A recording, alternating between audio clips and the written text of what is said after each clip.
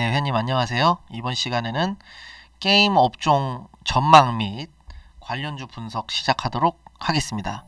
지금 저는 게임 산업은 우리나라가 이제 사면이 밑에는 일본이, 위에는 중러가, 북한이, 즉 이게 반도이기 때문에 그 이런 내수 자원이 지하 자원이 없는 이런 국가에서 결국 수출도 제조업에는 이제 중국발 저가 공급 리스크와 또 일본이 있고, 결국에는 우리는 이제 이 게임 업종에서, 즉 이런 무형 자산적 요소에서 성장을 요하는 그런 피할 수 없는 운명에 처해 있다고 생각을 합니다. 그래서 거기서 발화를 한 게 이제 아까 엔터테인먼트, 오징어 게임, 방탄소년단, 그리고 블랙핑크 이런 거죠. 그러니까 거기서 발화가 되고, 그러니까 그런 걸로 안 하면은 한국은 살아남을 수가 없어요. 사방이 막혀 있어가지고. 뭐 중국은 저가로 계속 찍어내서 조선도 가져가고 뭐도 가져가고, 이제 막 OLED도 막 공격하고 막 반도체도 막 거세게 공격하고 있잖아요. 핸드폰도 막 샤오미가 엄청 점유율이 높아지고 있고. 그러니까 이런 뭔가 제조업 쪽으로는 장기적으로는 중국을 이기기가 정말 어려워질 것 같은데, 그러니까 이제 무형 자산의 힘으로 또 극복할 수밖에 없는 구조적 요인이 되지 않았나 해서 게임 업종은 엔터주와 마찬가지로 육성해야 되는 산업이다. 저 과거 박정희 전 대통령이 그 5개년 개발을 통해서 우리 20년 동안 먹고 살 산업적 여건을 만들었다면, 우리 김대중 대통령께서 또 이 IT 벤처 이런 거를 하셔가지고 발전해서, 그래서 또 우리의 20년 먹거리를 만들었잖아요. 예, 그런 식으로 앞으로는 이 게임과 엔터 쪽이 한국적인 혼을 담아서 한국적인 게 글로벌적인 거다라는 이런 그 진짜 결과가 나왔기 때문에, 그걸 바탕으로 자신감 있게 이제는 글로벌로 나아갈 수 있다. 그리고 일단 옛날에는 아직 개볼루션으로 들어가서 한번 같이 살펴보시겠습니다. 개볼루션을 들어가면은 이 게임 순위 사이트입니다. 여기 들어가시면 우리나라는 지금 MMORPG가 지배를 하고 있죠. 그러면은 이제 다른 나라 같은 경우에는 일본도 좀 변했지만 이게 단순하고, 그러니까 일본이 이제 서양의 문물을 먼저 받아들였으니까 좀 서양적인 게 강한데, 좀 단순한 게임, 퍼즐류 게임, 우리나라로 치면 옛날에 애니팡 같은 게임, 그게 단순한 퍼즐 맞추고 모두의 마블 같은 거 있잖아요. 그런 게임이 흥행을 했으나 어느 순간 MMORPG로 변해가고 있다. 글로벌적으로 변해갈 것이다. 그러니까 매출액 순위가 높은 거는 결국에는 과금을 높게 하는 그런 MMORPG 쪽이 꽉 잡을 확률이 매우 크다. 과금의 충성도, 과금의 양뿐만 아니라 질까지 높은 MMORPG 게임이 점차 글로벌을 잠식해 나갈 것이다, 이렇게 생각을 하고 있고요. 그런 측면에서 MMORPG를 잘 만드는 대한민국이 굉장히 게임 쪽으로도 큰 역할을 할 걸로 생각합니다. 전망은 좀 말씀을 드렸고요. 근데 이제 관련주 한 번씩 설명해 드려 보도록 하겠습니다. 냉정하게 말씀을 좀 드리겠습니다. 그래야지 그게 또 컨텐츠로서 또 가치도 있을 것 같아서. 자, 이거 뉴스 조심하셔야 돼요. 서머너즈워 뭐뭐뭐뭐, 서머너즈워 뭐뭐뭐뭐, 서머너즈워 뭐뭐뭐뭐, 이러면 절대로 오를 수가 없어요. 왜냐면 매출이라는 게 올라가려면은 새로운 게임이 나와야 되는 거고, 자, 빅뱅이 나왔으면 싸이가 나와야 되고, 싸이가 나왔으면 블랙핑크가 나와야 되고, 뭔가 이렇게 뉴가 있어야 되는데 뉴가 없다는 거예요. 그리고 이게 시총 규모가 1조 6천억인데 뭐 퍼즐류 게임 만들고 뭐 그런 자질구리한 게임 만들어 가지고 그 한국에서 순위 10위하고 요 정도로는 시가총액이 오를 수가 없다라는 거죠. 글로벌리하게 글로벌 히트를 칠 수 있는 게임을 못 만들면 컴투스는 계속 이렇게 갈 수밖에 없다는 거예요. 올라갈 수가 없다. 항상 PER 10에서 10 정도 부분에서 아마 움직일 것 같은데요. 10에서 한 15. 요 밴드에서 계속 PER이 움직일 수밖에 없다. 이건 일시적으로 아마 비용이 많이 발생해서 좀 떨어진 것 같은데, 그러니까 PER 밴드가 10에서 15를 벗어날 수가 없어요. 게임을 근데 게임이 글로벌 히트 친 게 2개야. 그럼 PER이 막 25에서 30 될 테고, 3개야. 그럼 막 40 될 거고. 이런 식으로 멀티플이 늘어나려면 결국에는 그 히트하는 매출 원, 그러니까 컴투스 서머너즈 말고 또 무언가가 있어야 된다는 거죠. 근데 그거 하나로만 우려먹는 식으로는 마치 그 펄어비스가 검은 사막 우려먹는 좀 그런 느낌이라는 거죠. NC 소프트는 리니지만 우려먹는 게 아니라 리니지 2, 리니지 W, 뭐 그 리니지 그 저기 블레이드 앤 소울, 뭐 아이온, 그러니까 우려먹을 IP가 많다라는 거죠. 근데 컴투스는 그렇게 우려먹을 수가 없어서 지금 이거를 들어가는 거는 의미가 없다 라고 생각을 합니다. 그러니까 이거는 송병준 그님이 대표님인가요? 뭔가 해야 된다는 거죠. 지금 요런 거예요. 예를 들어서 웹젠을 보면 뮤 그 뭐죠? 이 회사가 뮤를 만드는 회사인데 뮤 우려먹기만 지금 거의 10년을 넘게 하고 있는 것 같거든요.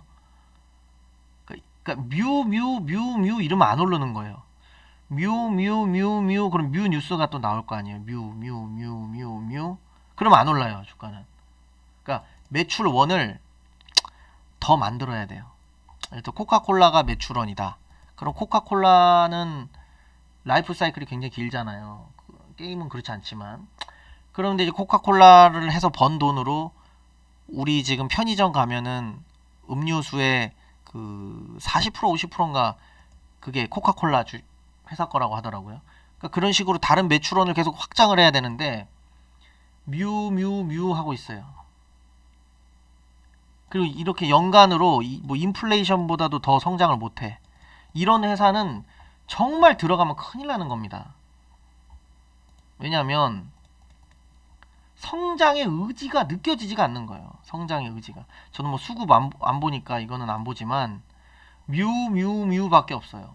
그러니까 이런 거 유니콘 TF 신설, 먹거리 발굴 위에 티스테스크팀 발족, 뭐 이런 거 할 때가 아니에요. 지금 웹젠 프렌즈 무신사의 정신이 이런 게임 회사가 게임을 잘 만들어야지 이런 거 한다고 되는 게 아니에요. 지금 그 또 뮤잖아요. 전부 다 뮤잖아요. 여기는 그러니까 이렇게 뮤만 계속 우려 먹으면 10년간 이렇게 된다. 그러니까 새로운 뉴를 만들어내야 된다. 그래서 게임주는 1 IP냐, 2 IP냐, 3 IP냐 그런 거에 따라서 이제 밸류에이션 멀티플이 달라진다. 히트를 몇 번 그 새로운 게임으로 계속 히트를 칠 수 있는 그런 개발 능력이 있느냐 이런 게 중요하거든요. 그래서 웹젠은 정말 월스트 픽, 최악의 픽으로 선정하고 싶은 좀 기업이고요. 컴투스도 별로 송병준 대표님이 좀 빨리 좀 묘안을 내놓으셔야 되는데 계속 그 여기도 서머너저를 노래를 부르고 있거든요. 물론 잘하는 거 하나에 집중하면 좋지만 시장에 돈이 들어오지 않는다는 거죠. 컴프야 이런 거 뭐 매출 얼마나 하겠습니까? 이런 걸로 그 계속 우려먹고 있다라는 인상을 강하게 주기 때문에 조금 어려워 보입니다 지금. 예. 펄어비스는 펄어비스는 많이 올라갔는데 한번 보겠습니다. 뉴스를. 지금 제가 봤을 때 그 검은 사막 말고 붉은 사막 때문에 그러니까 리니지로 치면은 그 리니지 2 같은 그런 느낌이거든요.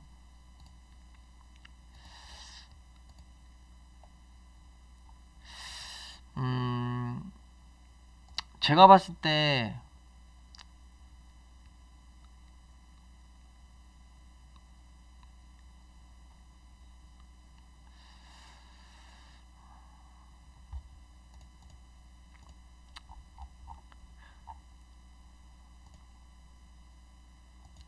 좀 굉장히 지금 개인적으로는 고평가되어 있는 상황이라고 판단이 됩니다. 어, 그 NC보다 시가총액이 4조밖에 차이가 안 나거든요. 근데 그 이 컨센서스도 조금 많이 고평가가 되어 있는 것 같고요. 검은 사막 라인업으로 붉은 사막이 성공한다는 보장도 없는데 이거는 약간 테마주로 많이 오른 것 같은 느낌이라서 음,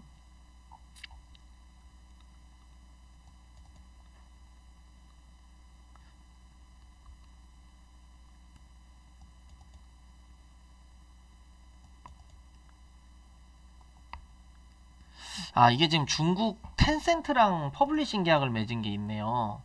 이것 때문에 지금 올라가고 있는 것 같은데 음, 눌려준다면 사주면 좋지 않을까. 그러니까 이 기업의 그 모멘텀은 그 중국입니다. 중국 판호가 있다는 거. 그러니까 중국에서 진출해서 텐센트와 함께 중국에서 장사를 할 수 있다는 거. 이제 그게 지금 이 상황을 만든 것 같은데 한 중간 정도인 것 같아요. 그러니까 그 뭐냐면 시가총액이 그런 모멘텀이 있다 하더라도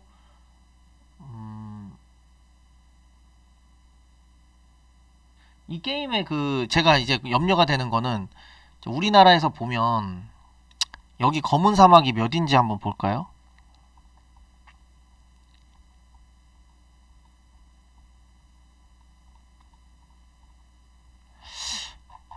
이름이 바뀌었나요? 이제 검은 사막이 안 보이는데 잠깐 반짝하고 제가 봤을 때 중국에서 게임 출시하고 순위권 높을 때 주가가 폭락할 것 같아요. 제 감인데 그렇습니다. 제가 봤을 때는 검은 사막이 이제 순위 없네요. 어디로 갔지?